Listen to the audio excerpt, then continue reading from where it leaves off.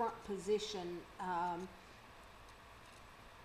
he would say to me, you know, I think it's wonderful that you get to do this, but when we are at home, would you please let me be out front? Please put me on top. He struggled with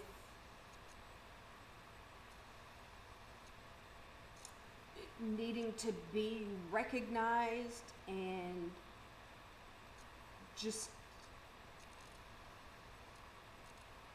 I don't, anyways, whatever. I could just go on and on. It's just not even worth it. But,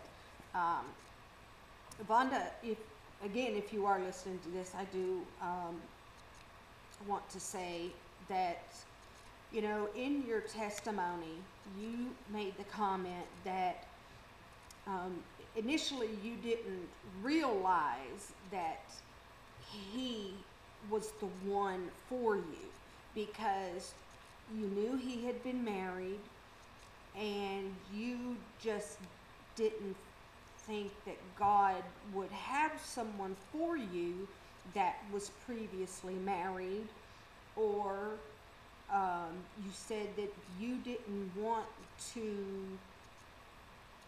raise someone else's child.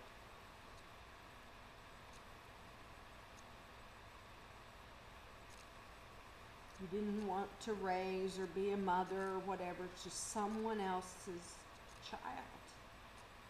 And, you know, I know that I heard this, you know, years ago when I first heard your testimony, but to hear it now that there is all this time that has passed, the disregard for him,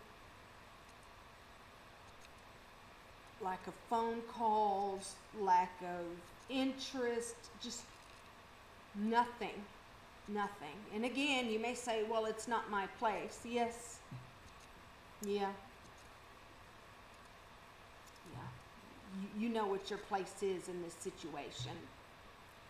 But you summed it up back then when you say you didn't want to raise somebody else's kid. So maybe, just maybe, that is part of the reason why God has not blessed you with your own child. That, and maybe those, you know, 3 abortions that you talked about in your testimony. I mean, that could have messed you up physically. But, you know, who am I to say? I don't know. Anyway, your last video that I had talked about in my last video, where Vonda was talking about where they were stopping the Ask the Prophet show. Something interesting that I noticed was when you came into the room, now of course you didn't show yourself because you said you didn't have any makeup on or anything like that, but when you walked into the room, the camera panned over in front of the television, and you said that you were in the living room doing your daily job.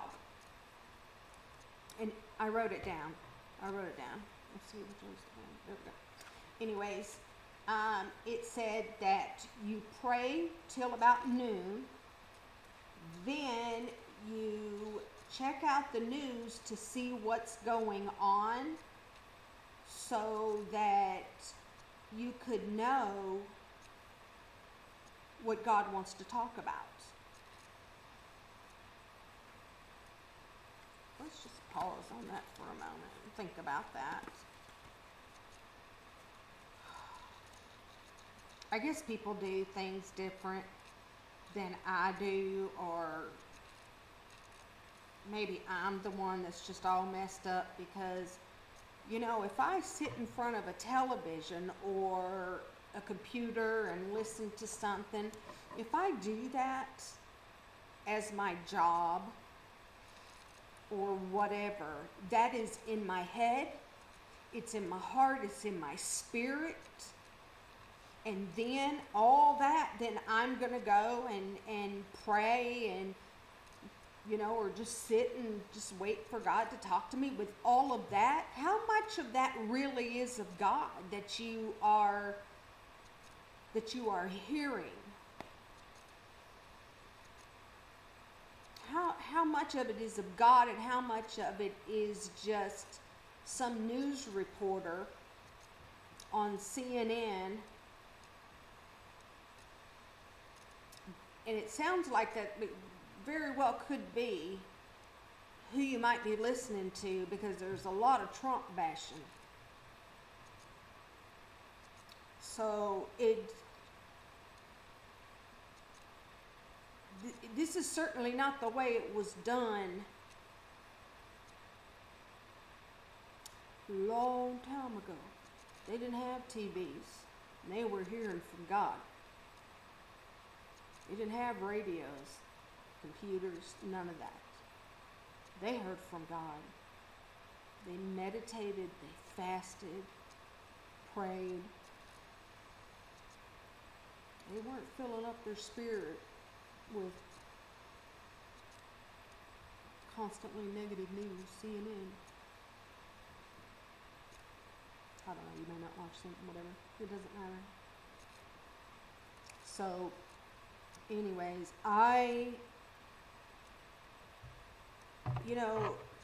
one time I had a dream, and this was during the time when my ex-husband and I were going through some things, and this message I know, it was so obvious, but I dreamt that me and a couple of my family members were outside of a house, and we were walking around, and there was these some stones, large stones that you would step on, and as I was walking, there was a snake there laid across, and the snake, I didn't feel like if I went outside today and saw a snake, I would kill myself probably trying to get away from it. I am horrified. You have no idea. Like, I am just literally terrified of snakes. To me, it's just Satan. I can't do them. But in this dream, there was something very familiar about this particular snake. And though I was fearful, it wasn't that immediate, the normal, being just terrified. It wasn't that feeling. Even though I was scared, it wasn't as strong a feeling. But that snake, the color of the snake was camouflaged, just all camouflaged. And when I woke up, I knew immediately what that snake represented for me. And that was the ex, because he's in the army, and he always had on his camouflage uniform. So Vonda,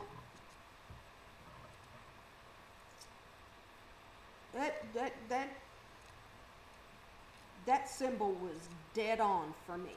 So watch for that in your dreams, because I wish you luck. The chase, I feel that the chase is what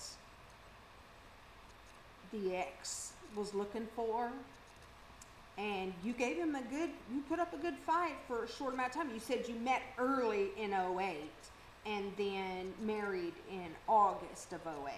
So it didn't take long, divorce didn't take long. It was rushed through. But, anyways, whatever.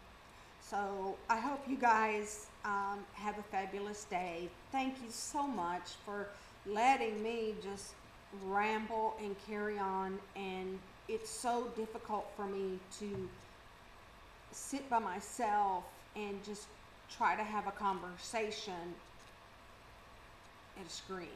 That's why my videos in my car are easier, because at least I'm doing something. I'm driving. Unlike today where I'm just sitting here. So, I love you guys so much. You're just good for me. And I guess, when sometimes you think that you're strong and that you've healed and all these different things, but then I feel sometimes if something causes me to get weepy, then I feel weak, and I feel that I just haven't succeeded. I don't know. Anyways, keep praying for me, and praying for us, me and my little guy, and I love y'all, and y'all have a fantastic Thursday afternoon.